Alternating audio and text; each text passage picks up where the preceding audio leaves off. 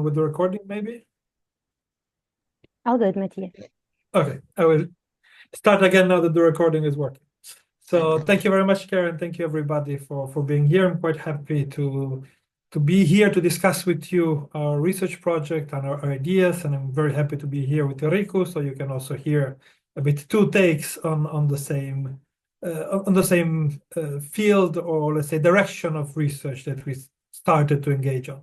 This is a very new project. We started at the beginning of January, so we are at the very beginning of a long research journey. I will tell you a bit more about that in a moment. But yeah, so Karen already said a few things about myself, but maybe what is important to keep in mind is that while I am a professor in translation in the creative industries, I did not grow up as a translation scholar. I became acquainted more and more with translation studies recently in the last few years, also thanks to this research on Interreal translation. So the progressive understanding that translation is, or might be at least, a key angle to look at our current mediascape, and that translation studies has a lot to offer in order to do that. But my sort of basics are more into semiotic theory, and I've been working a lot with games, gamification, urban play, etc. And so the technological angle comes from that as well. And also, as Karen mentioned, so I'm now leading the Interreality research group. As you can see from the picture, there is a bunch of us. It's a very interdisciplinary group. There are people from architecture, people from design, people from translation studies, people from semiotics, people from media studies, and so on and so forth. So it's a huge challenge to be able to do research together, understand each other. But I also sort of strongly believe that this is very important. And you can also see our mascot, Hontonio, which is a bit of a pun with ontology, to remember us that even when we talk about very virtual environments, materiality and the real world still haunts these virtual environments. So as I could talk about this for hours, so I try to make it sort of as brief and as clear as possible, but there are many moving parts that I would like to discuss and to talk to you about today. So I try to make it fairly plain. Let's see if it works. You will tell me then at the end of the presentation if it was clear. So why this research? So first of all, how did I get to sort of focus onto these specific forms of translation, let's say? So first of all, I was looking at the semiotic properties of extended reality textualities. So what do we mean by extended reality? Are a series of technologies that include virtual reality, augmented reality, and mixed reality. And I thought it might make sense to spend, a few words on what these technologies are, so that then it becomes a bit clearer what we try to do with them. So virtual reality technology, or immersive virtual reality, refers to this digital environment that we can access with a headset, so that covers completely our vision, so that we are completely immersed in this virtual environment. So it's completely virtual, so completely computer generated and created by human designers. Nowadays, large language models appear to be able to create also some virtual environments. And so we move and we sort of perceive this virtual world around us, so that if we turn our head, if we look up and down, etc., we feel immersed in this different alternative, in a way, virtual reality. Augmented reality is a bit different. Is a technology that allows to position virtual objects in the real world through some sort of interface. So a famous application is the IKEA application that allows people with iPhones to showcase our IKEA furniture that they have not purchased yet, might look in their kitchen. And they're using LiDAR, so this sort of radar based on lasers, to also have the correct measurements, so that you will see if the couch would fit or not in your kitchen using augmented reality. And then finally, mixed reality, as the name suggests, is a bit of a mix between augmented reality and virtual reality. So there is still some perception of the real world around you, but then there is a sort of more interactive engagement with virtual objects or virtual screens, as you can see in the picture, that we can visualize around. As often with definitions, the sort of boundaries might be blurry, but generally when we speak about extended realities, we mean these different forms of hybridization between the real world and a virtual world that might be more or less immersive. So why I was looking at the semiotic property of extended realities, I actually got there on my research about cities. And I was looking at how cities are represented in virtual reality. So we had this book, Urban, A Strategy of Representation, A Degree of Freedom in Virtual Cities, in which we saw how a lot of virtual reality applications recreate cities or part of cities, and most of them are very boring. They don't really do much with the technology, what the technology offers. And they tend to sort of reproduce, cities more or less as we know them. Already the one in the picture in which you can, be a giant was already fairly innovative. But we also saw with my co-author that maybe the majority of the applications that visualize virtual environments, urban environments in virtual reality were related to heritage. So ways of accessing and preserving heritage by recreating it in virtual reality and then allowing people to see it that way. With the same colleague, we also ended up making an interesting research about VR chat. So VR chat is a social media that is in VR. So people go not with the real body, but with an avatar, like the one that you can see in the picture, and interact with other people that also appear as different avatars. And they can look like humans, they can look like animals, they can look like robots, they can look like whatever they want. And we discovered that there was a huge feud about the use of mirrors in this virtual world. So that apparently some users really enjoy staying in front of mirrors while going in these virtual worlds, especially when they have some sort of body tracking technology. So that when they move their arms in the real life, also the avatar move their arms in the virtual reality.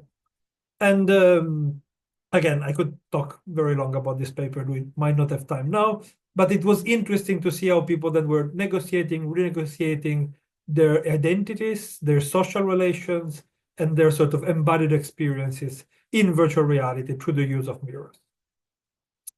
So virtual reality and in maybe a lesser way, augmented reality started to blip more and more in my radar, and I started to look more and more at how these technologies are understood and they're described. And I noticed that a lot of the narratives about where this technology are going at something similar. And here are some examples of these narratives. One of that is that about digital twins that Riku might tell you a bit more about later. So this idea that we can recreate a digital twin of an object, of a machine, of a city, and then, operate on the digital twin in order to learn things about the real object. Then we had some fairly old websites like Second Life. You might heard about it. It's probably around 20 years old nowadays or something like this. So this idea, this is not VR. This was a computer-based simulation in which people would create an avatar and basically live a second life there. But much more relevant or much more noisy lately was the idea of the metaverse that Facebook, that then changed their name in Meta, sort of strongly proposed this idea of a virtual environment, a virtual reality environment in which people would go to work instead of going to the office. We go to spend free time and play with their friends, would have a virtual home, etc. That was proposed as, the next big thing. And then maybe artificial intelligence sort of shake things up a bit, but there was a couple of years in which the metaverse was the next big thing. And then, well, this is more science fictional, also ideas of mind upload, so the possibility of upload human consciousness on computers, etc., have been very much sort of debated. So all these narratives are ideological, all these narratives are wishful thinking in some way, but they were interesting to me to see how we talk about this technology, how we program also the development of this technology. And one thing that they all have in common is that they all propose the idea that there will be one single hegemonic digital space that will emerge, and that all or part of real life will be relocated in this digital space. And there are, of course, corporate desires related to this, right? Of course, Mark Zuckerberg would be very happy if we all lived our lives in a big Facebook that can be monetized. But there are also relations to, science fictions and imaginaries that already imagine these sort of things, already in, cyberpunk literature in the 1980s. But despite this narrative, this idea that, yes, we are going towards one big virtual space in which we will sort of live or spend time of our life, etc., if we look at the present, if we look at how things are actually developing, we see something very different, something that I like to call the media multiverse. So we rather see a multiplication of different realities, that is, of different digital spaces that surround the primary reality and that we can access in different moments. So we have many different virtual reality spaces, be it virtual reality social networks, virtual reality games, applications for VR tourism, and so on. There are many augmented reality spaces as well. So there are games like Pokemon Go, applications like the IKEA app. Architects use a lot augmented reality. We also have a lot of virtual worlds that are not immersive, but we still perceive them as separate spaces. You might have heard of Minecraft or Roblox or many of these other games that then become also educational spaces. People might have concerts in it, like in Fortnite, etc. So more like a multiverse than a metaverse, not one single space by a multiplication of spaces. That happened for a variety of reasons, from the fact that there are different companies that propose different ideas and each want to have their own platforms, to the fact that different countries might limit access to their citizens to certain websites rather than others, and so on and so forth. But what is interesting to me is that then multiplicity and diversity generally imply that there is some sort of circulation. And so in the media multiverse, there is some circulation of meanings, of texts or textual elements that again move across these different mediatic spaces. And so this is a bit what we want to look at with this research. So it aims to look at the media multiverse through this lens, through the lens of how meaning, text, textualities circulate across these different realities. And this, of course, on the one hand, implies a theoretical engagement to understand what are these semiotic engagement, what does it mean that these things are circulating across different realities, between quotes. But also the objective is to use this theoretical engagement also as a base for empirical research, to try to understand how the media multiverse is changing, how textualities, object spaces, subjects change when they move across different realities.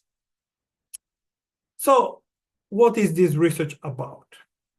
So I will show you one example, which I found when I was sort of struggling and wrestling with these ideas. And I was wondering, okay, what is this? What is this video that we're seeing? So this is a recreation in virtual reality of a part of the city of Helsinki. It's called Helsinki VR. The video is showing a bit how they did scannings with drones about different places, how they recreated them in virtual reality, and then they made them accessible from people that with a virtual reality helmet could go and look at them.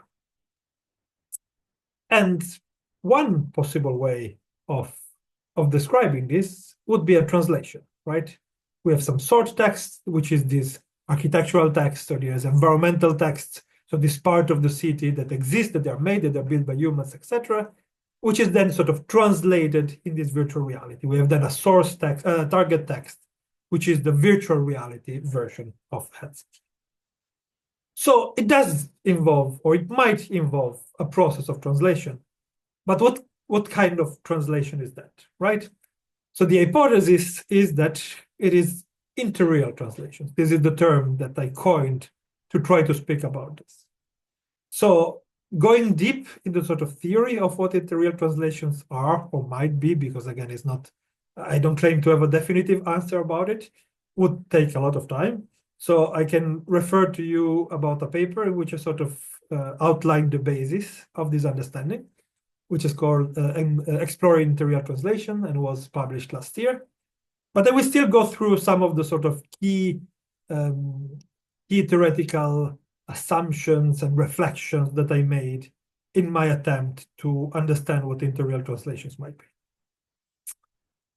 So the easy answer would be that they're intersemiotic translation. We already have a word for that. It's from 1979. There are different studies, different understandings maybe of what intersemiotic translations are, but it seemed to apply. We're translating across different semiotic systems. but they seem also to be a bit of a special kind of intersemiotic translation. Because if we only think about intersemiotic translation as translations across different semiotic systems, then we can see that some of the semiotic systems that we can experience in virtual reality, for example, are in a way the same semiotic systems that we have in the real world. So in the top image, you can see a novel that is recreated in virtual reality. So I can read the same book in the real world, or I can read it in virtual reality. So wouldn't that mean that it's the same semiotic system? It's the same natural language, right? And the same can go with non-natural language with other semiotic systems. For example, in the image below, it's a training VR application to learn the sign language, the American Sign Language. So again, we are in a different reality, but the sign system seems to be more or less the same, right? So I struggle a bit to try to understand, okay, so is it the same semiotic system? Is it a different semiotic system? What is the boundary across semiotic systems, etc.? So one conceptualization that I found useful, even if it did not solve all of my issues, was to use Yamsliu understanding of expression content and especially purport. And so I made this little schema saying, okay, interreal translation is an intersemiotic translation in which one of the two semiotic systems involved is characterized by having a virtual purport. So as you might remember, the purport is the sort of, well, it's a bit complicated to explain, but it's basically the sort of preformed substance of the world. And again, there have been different ways of articulating it, but one way is that the sort of material reality of the world can be understood as a purport. And then the selections of it would make the substance of the expression, and then the relations between them would form the form of expression of a specific semiotic system, right? So for a while, I was content with this explanation. I said, okay, when there is a virtual purport, then we have an interreal translation. And then one day I was, typing on my computer, as we all do in Microsoft Word, and I was looking at the white page in my screen, and I thought, well, but this is then also an interreal translation, right? So this is a recreation of a white A4 page that I'm seeing on a screen, but it is sort of translating a real piece of paper. And that was not very satisfying to me. So, okay, well, then it becomes basically that every form of representation of something online becomes an interreal translation, or something virtual, something digital. So maybe this is part of it, but it is not really all of it. So I decided that I might need to go a bit deeper into engaging in what's going on. And I used this a bit daunting table that I made based on Umberto Eco's understanding of translation. So this is from his book, Experiences in Translation, in which he builds on Jacobson, Yamsliu, and Peirce to build his own understanding of translation. And basically what Eco says that, well, translation is a form of interpretation in a Peircean sense, and we can create a sort of continuum of different forms of interpretation. We can sort of position linguistic and interlinguistic translation within this continuum, but there are a series of other phenomena of interpretation that can be understood as, if not exactly translation according to Eco, at least having some sort of similarities, being of the same family, let's say. And among all these, he mentions what he calls the intersystemic interpretation with a mutation of continuum. So it is more or less what we generally understand as an intersemiotic translation, but in which the twist, the important thing is that the continuum is changed significantly. And among this, there is what he defines as adaptation or transmutation that would apply to interreal translation as well. So this was a bit more satisfying in the sense that I made this table, and then I found the position to put interreal translation. But again, interreal translation would sit there together with the movie adaptation of a novel. So there was still something that would not cover exactly what I was looking at. So I went back to the sort of Persian understanding of what translation is, and I tried to understand what happens there. So when a translator translates a text, there are always two levels of interpretation, or two steps of interpretation that happen. The first one is the cognitive process, so the mental interpretation of the translator engaging with the source text and interpreting it while reading it.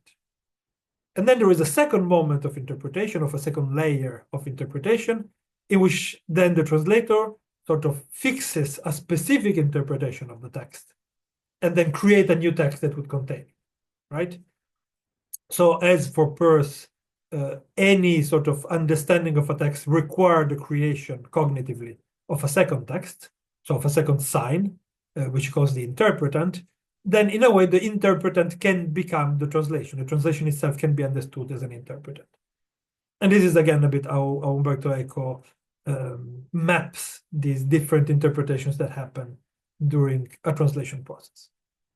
So if we look at this as a sort of simple model of translation, then what happens when we look at interreal translation?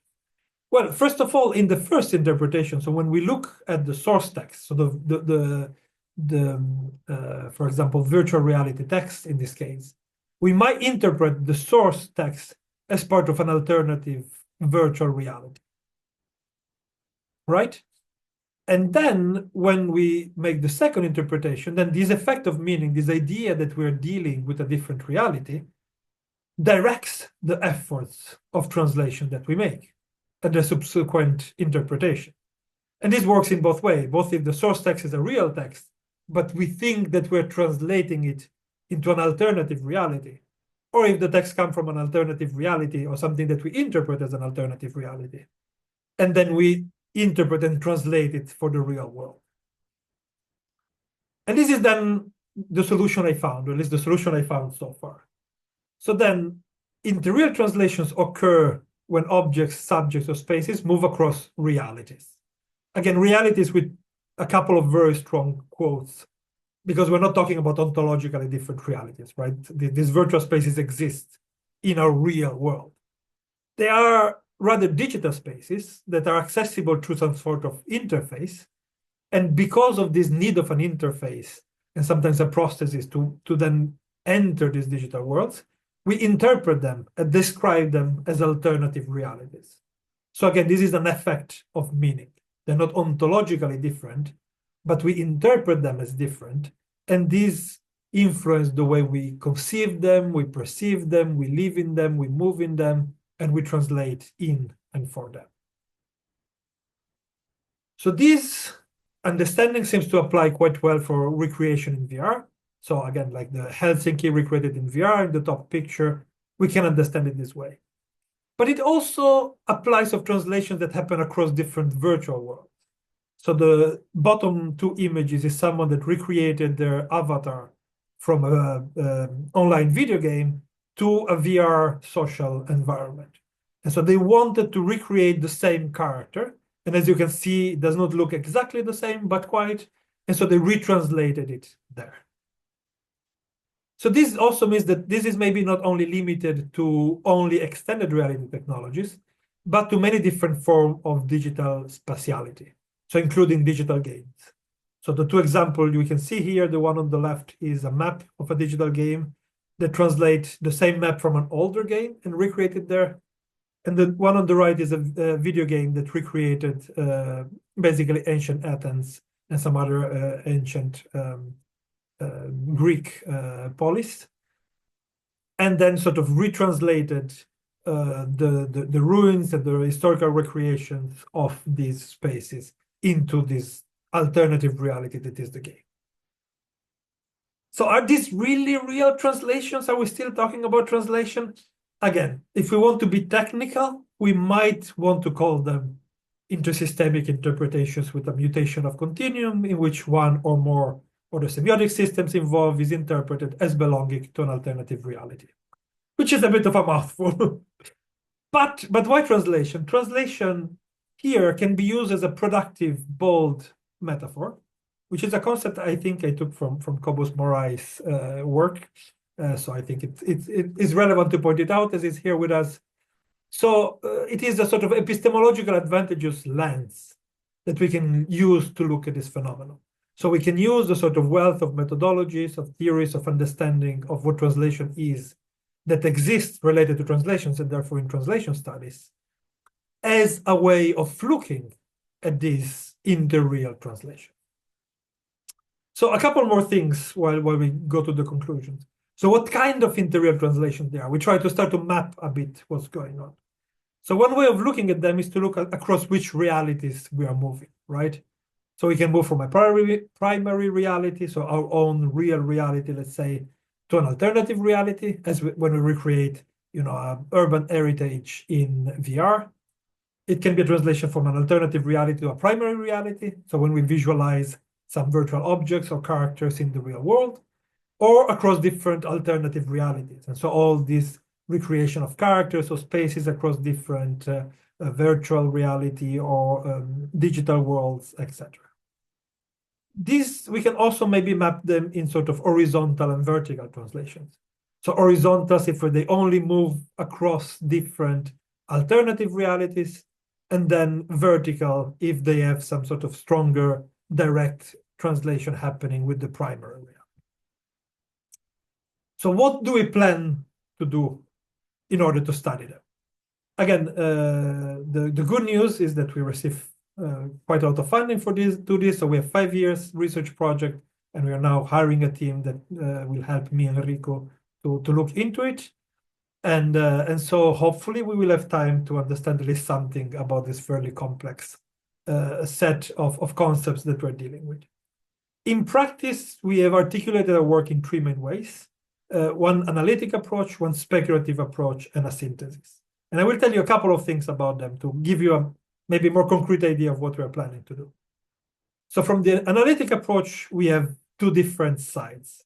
First, we will look at some case studies. So basically, we want to use some methods, especially from translation studies and semiotics, to look at some existing interreal translations.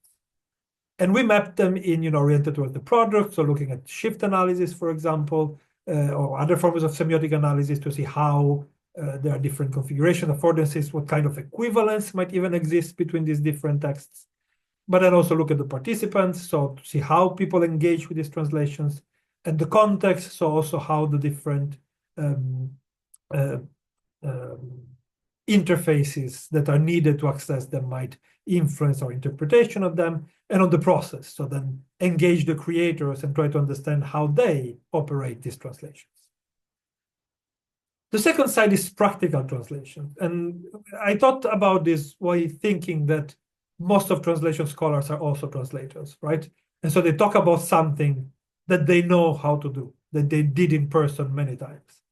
And so that maybe if we want to study interreal translations, then we need to learn how to do interreal translations. And so we want to create some of these translations, maybe simple, but try to understand also the technical sides that are needed there. And then look at these through different introspective methods, but also using methodologies that come from design, like research through design, having design diaries, etc., to try to document our choices, both design and translatorial choices, when we engage with this sort of practical interreal translation. So these 2 sides of the analytic approach should help us understand how interreal translations work today, which is good, but maybe insufficient because these technologies are changing so fast, right? These things change all the time. By the time I wrote the project, new form of interreal translations already emerged. So focusing on what's happening now might not be enough. And so the second part of the project is using the speculative approach. So this is also would be a sort of longer discussion, but very simply put, speculative research is a branch of research that was grounded on critical and speculative design. And the idea is to make use of imaginations of the futures as a tool for critique and of reflection. And also as a way to outline both cautionary tales and possible future alternatives. So the idea is not to forecast the future, is not forecasting, is not either future studies, is not necessarily being ready for the future, but using the future as a space of imagination to try to engage critically with what a certain technology might entail in the social and cultural ways. So one way to put that I quite like was from Bruce Sterling, that was talking about it as a way to get close to the heat of the techno-social conflict. So to try to understand how these technologies beyond, science fiction and very ideological narratives and advertisement we see might actually change the way we deal with media, etc. So this approach will have two steps. And the first one will be based on try to create some counter narratives. And the idea that there are already many existing speculations in science fiction, in this sort of corporate speak about metaverses and so on and so forth. Even our city, Tampere, has a metaverse strategy, which they try to, prepare for a future that we don't really know even if it will be coming or not. So this first part would be collecting the speculations, so scanning, understanding what are the current grand narratives around these technologies, and then do some discourse analysis, deconstruct them, do some critique to try to identify what sort of ideological assumptions exist in these current narratives, and then finally to create some counter narratives. And what we're aiming to do is to create participatory counter narratives. So to create workshops with different stakeholders, to try to see what people from different classes, different genders, different countries, different backgrounds, etc., might bring to the table if we want to imagine future alternatives. And then the second part is creating critical translation fictions. So translation fictions, you might know about it, is this idea that sometimes in fiction we do talk about translations, we do create translations, we have pseudo translations, etc. So this leaning on critical design, the idea was to create translation fictions as, again, a mean of critique. So again, we would have co-design workshops in which we would realize different transfictions that are meant to critically engage the future of the media multiverse and the role of interreal translations within them. And we have, again, some ideas on how to do that, as you can see in the slide, but I will not go too deep. So then the idea is that this speculative approach, these two steps, would be useful to critique the current future visions of the media multiverse, and then imagine possible forms of future interreal translations, and imagine what the social cultural effects might be. Both, in a more dystopian side, but also possibly a utopian side. So trying to sort of range on how different futures might look like. And then the final part of the project will be trying to bring these two fairly different approaches together, which we have some ideas how to do, but it's, it's a learning process as well. So we're also trying to understand how these sort of fairly different epistemological approaches might be merged into this synthesis. So to come to some conclusions, well, the conclusion is we don't really have conclusions. We just started, but maybe we can conclude with a sort of invitation, in the sense that, as you might have seen, this is a sort of wide space that we're trying to enter and to look at. And so we really much want to invite you, let's say, to sort of join us in this effort, be it just by, providing feedback on the work that we're doing, or if you want, to collaborate in some ways, or to try your hand at analyzing interreal translations and letting us know how it went. This is, I think, an effort that, despite the fact that we will have a team working on this, etc., can only be tackled with a more sort of collegial approach. And so again, this is an invitation to all of you to participate in any capacity you might want or be happy to do. And yeah, this is my talk. Thank you very much for your attention. Wow. Thank